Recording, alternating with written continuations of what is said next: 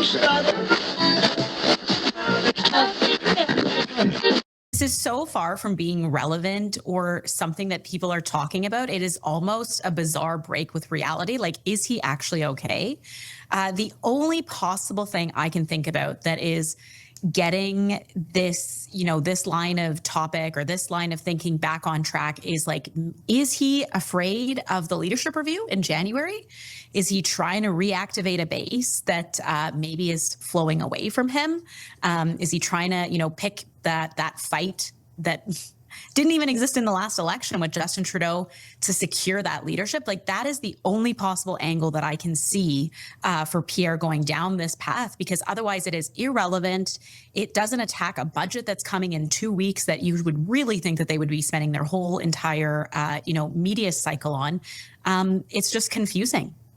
The media smear of PierrePoilievre just shows us that instead of actually holding Justin Trudeau accountable, which is partly their job as well, they've been complicit in this. Welcome back to the Freedom Pines podcast. I'm your host, Jamie B. This is where we debrief and discuss pop culture and politics from an independent perspective. And if that interests you, don't forget to like, comment, subscribe, hit that notification bell, and share this with your friends because it's hard to get out in commie Canada. Now let's get into it. So I'm going to be honest with you guys, okay? I'm at a point in my life where we should have savings. My husband, on paper should make a lot more than he does, but with property taxes off of his paycheck, the price of food and all these different things that I am talking about all the time, we can't afford to do fun things like when my favorite band of 20 years comes back and plays their first album live in Las Vegas. I can't go, so I become a little bit bitter. So if you want to know why I have such a sour attitude, there's a lot of reasons, but that could be one of them, okay? But here's the thing. I was distracted by all this, still couldn't get away from the fact that the media, for some reason, wanted to paint PierrePoilievre as this horrible guy, as if this is from Trump's playbook. Trump was the one that was arrested. Yeah, when he wasn't the president, you guys call him a felon all the time. Why do you think he's called a felon? Because this was something the Democrats did to Trump. So I don't know out of Trump's playbook what they're talking about. Okay, I haven't seen Hillary. It's actually disappointing to all of us that Hillary Clinton is not in jail. Okay, I'm just going to say that. But the media was complicit with spreading misinfo about a certain medication. Let's listen to this. Hold on. Like any modern bit of medical advancements, there are potential effects in vaccines. And there are people who've probably gotten very sick from vaccines. Oh, if he knew that there were potential side effects, then he should know why the code of ethics exists. Why do no harm and informed consent matter. So people like me don't have to be put out of work forever because we were forced to take this for work. Okay, that's why we have a governing body of principles and laws around bodily autonomy. I am genuinely so disgusted by this media and listening to them and their pathetic excuses and their pathetic attempt to cover up what it is that Justin Trudeau has done by pinning this on PierrePoilievre. I don't know, between the We Charity scandal, SNC-Lavalin, Arrive scam app. Why didn't the media show the clip of PierrePoilievre saying nobody believes you when Justin Trudeau said he didn't know that his mom and his wife were benefiting from the We Charity? Why didn't they play those clips? Why? Because I think that, first of all, they're doing the Liberals' bidding. That's something I just inherently can see with my. I ask all of those different people out there who are saying that we shouldn't ever arrest ex-prime ministers. I'm sorry, are you saying that when you become a prime minister, that means that you get a jail out of free card and you can basically do whatever it is that you want while you're prime minister and you have the backing of the RCMP? I mean, given the history of CBC and the RCMP's involvement with ruining Indigenous people's lives along with the government, okay, and some of the churches, what role do you guys continuously play within serving Canadians? Is it continuously demonizing a subset of people every few hundred years? Is that what it is?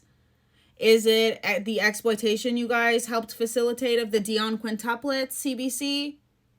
Is it when you guys, the RCMP was founded to round up Indigenous people and put them on reservations? It's so unbelievably funny that as soon as PierrePoilievre brings up that there's corruption within the police force, all of a sudden everybody on the left is so pro-police. It's amazing. And so I don't know if MarkCarney's pulling some fast ones this weekend and they needed to go in on PierrePoilievre for some reason, but it makes them look even more guilty. Okay. And you know what is funny about all of these ironic, hypocritical things that we're pointing out at the same time? Let's talk about Laura Babcock for a second here, whose I found out husband works at CBC or something. Big shock there. Okay. However, these are the same people, Laura Babcock, Dean Withers, Rachel Gilmore, all these people who talk about the oppressor, who talk about all of these different things like white people have all of this privilege. Okay. I don't know, the irony in this is the fact that they say that we have white privilege, okay? When they seem to be the ones benefiting from whatever white privilege they seem to think exists. I don't know. Laura Babcock getting up there on Twitter, who is being pushed out to me, by the way. I have no idea who this person is. Even when I block people, for some reason, they show up on my timeline. Has the nerve to come on Twitter and say things like Canada is doing better than ever. Nobody's suffering in Canada. There is not anything happening on the streets of Canada. What world do you live in, Laura Babcock? Why don't you go and say that with your little privileged little microphone and all of your money that your husband gets off the taxpayers' backs, okay? And go and say that to in front of a homeless encampment or a safe supply building while someone's being hauled off by an ambulance. Where are these people going? Because I can go to North Bay and be going through North Bay and see 3 homeless people on average. Do you know that homeless people should not be in North Bay, and why? It's because it's cold here and they could be unalived on the streets during the winter, but for some reason our governments take all of the homeless people from Southern Ontario, call them unhoused, call it a day, throw them in Northern Ontario, and nobody bats an eye. Okay? There are literally people dying in Northern Ontario in the winter on the streets. And Laura Babcock has the nerve to come on Twitter and say that Canada's doing great. I don't know when these people will realize you guys are the oppressor. You're telling people who are telling you that they can't afford food, okay? They can't afford food. No matter what they make, no matter how many jobs they have, it is not supporting the lifestyle. Why? Because things are so unbelievably expensive. When my husband gets paid such good money, but we have to put $2,000 every quarterly for 4 times a year for the property taxes to do absolutely nothing for us, and then have a bunch of money taken off his paycheck, and then our groceries be $800 on top of that paycheck. Yeah, I don't know how to get ahead. I don't know how to get ahead, because even with me having a job, spending the money to go to put it into gas, hiring daycare, hiring help with the kids, I don't know what I would have left over. And I'd still be taxed because on paper, it looks like we get more. It is people like that Dean guy, Laura Babcock, all of these people who are so unbelievably out of touch with how rough some of us Canadians have it right now. And I would say a lot. You have to either be a millennial that was smart and bought a house in your 20s but didn't have kids, or had 1 kid, okay, or not own a home, be stuck in some apartment that, you know, if you left, you would be paying probably 3 times more for a smaller, similar apartment, and you don't have kids. Like, I think that there's a couple of scenarios that could work for people, okay? But I would say for the most, I would say all of families are struggling in Canada right now. With food costing this much, if you have more than 1 kid and you're feeding 4 people, that's a lot of money. And it never used to be like this. I never once when I had my daughter, was I ever thinking to myself, oh, we're not going to be able to afford food. No, never. I know that people think that now. Never once did I not have a dream of me and her and I owning a home, even if it was just her and I, whatever life it was achievable when I had my daughter, which was in 2013. And I just want to say, how dare the media? How dare the media say that this is a non-issue for Justin Trudeau and try to smear PierrePoilievre more than they've ever tried to smear Justin Trudeau or hold him accountable for the things that he has said and done. Not even said, and done.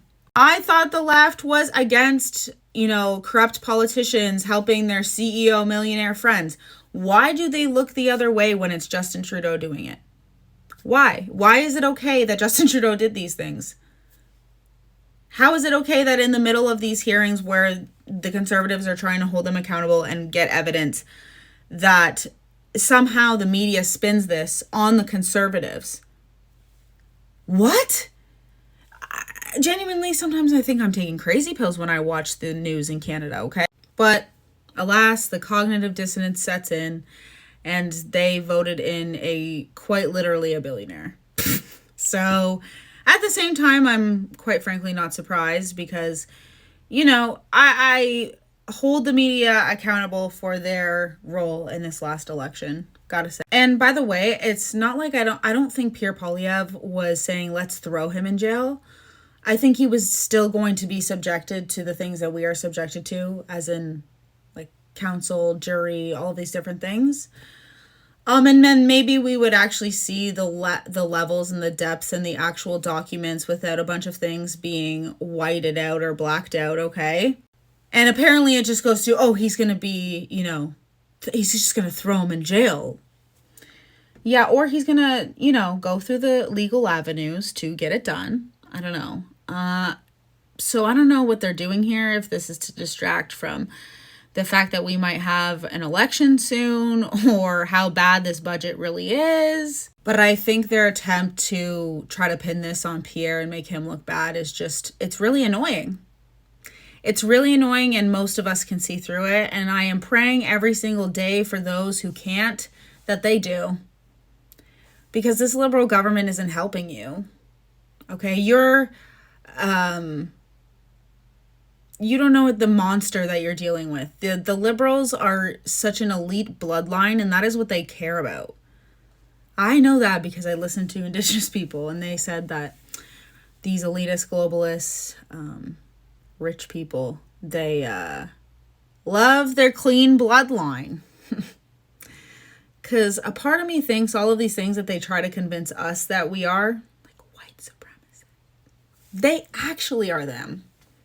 I don't know, just a thought, just a conspiracy, right? Oh, and how dare they try to paint Northern Perspective as a far-right podcast, please.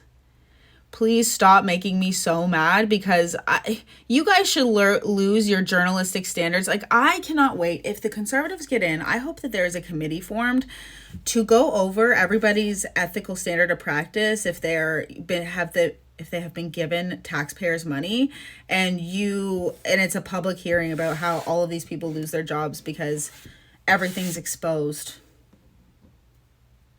I mean, I could be the committee head. Anyways, so I want to hear from you guys. What do you guys think? I will be making more videos this week about the school boards. I'm just waiting for one of my videos to take off. You guys know there was an article that came out. I can't find it. Reality Shannon uploaded it behind her and I can't see it. Or I can't find it. And it's about how the unions push their members to promote certain ideologies. I'll be talking about teachers in general, like the unions and the hand that they have and all of that fun stuff. So anyways, guys, you guys let me know. I just couldn't believe it. I had to come on here and just, rant, because the gall and the nerve and the audacity of this media that literally collects our taxpayer money to promote certain things, especially over the past 5 years. But I would say, they even had me fooled a bit with Stephen Harper, although I admitted that I didn't want Justin Trudeau in because I didn't know what the word amalgamated meant at the time. voter, by the way. And but I also remember being like, my life isn't that bad right now, and I don't really care who gets in as long as my life doesn't change too much. So it has. Spoiler alert, it did change a lot, and now things are completely unaffordable. But I guess, you know, and so many things, correlation doesn't equal causation to this media, but whatever. You guys let me know what you guys think their game plan is for smearing PierrePoilievre during this time. Also want to know if you guys think we're having an election. Ooh. The thing is that so many of those different things happened when Justin Trudeau was in that led us to believe that we were having an election earlier than we did. But I don't know. You guys let me know, and I will see you in the next one. Bye.